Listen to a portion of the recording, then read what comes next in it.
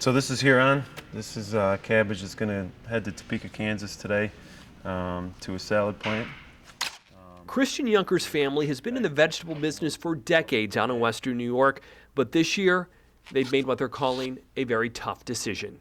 We've been, good vegetable growers for years, and we'd like to continue to do it. But it's for 2013. We're going to step aside.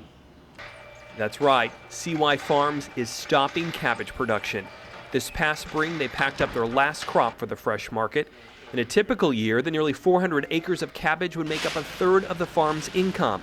But migrant labor problems and a shortage of local labor have helped put an end to that. There's a lot of risk associated with having that crop ready to harvest. The timing is so critical that it needs to come out of the field when it's ready. And if you lose your workforce, to go out and try to recruit and find people to do that work is very difficult. It came to a head earlier this year when a routine immigration audit found some of Younker's workers had presented fraudulent documentation when they were hired. While the Younker's were following the rules, the workers were subsequently pulled from the farm. The Younker's then scrambled to find local replacements before they lost hundreds of thousands of dollars of their fresh crop.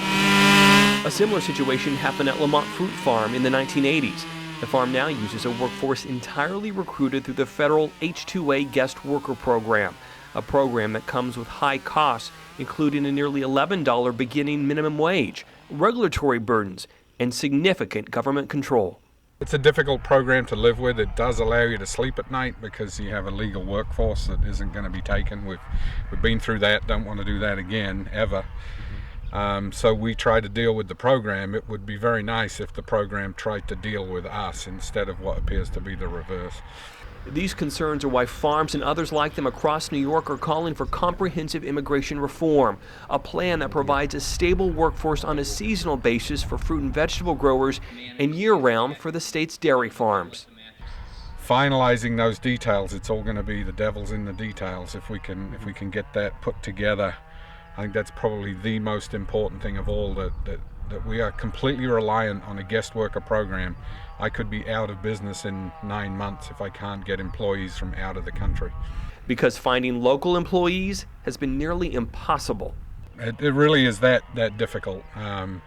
We have to advertise in 4 states to be part of the H-2A program, and we're regularly advertising, for 80 positions. If we get 1 or 2 qualified applicants in the U.S. would be a lot.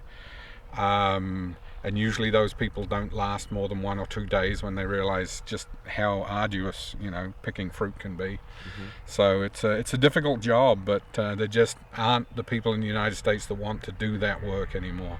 You said this year the longest local worker you had, how long did he stay for? For the cabbage enterprise, the longest local labor we had was 3 weeks. But until meaningful reform happens, farms like the Younker's plan to switch to growing less labor-intensive row crops instead of fresh vegetables.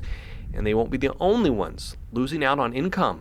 We spend $250,000 in cardboard bins a year. I buy $60,000 in wood pallets. We buy these covers from a supplier in Ohio that we spend close to $10,000.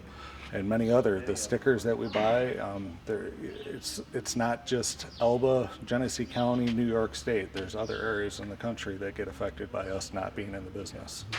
Immigration reform is a must for New York's farms, its economy, and the people who want local food.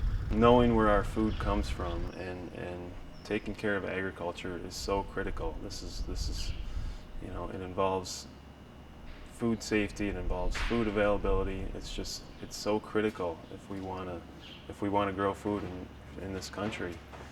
We need to take care of agriculture with this issue, and we need to do it now.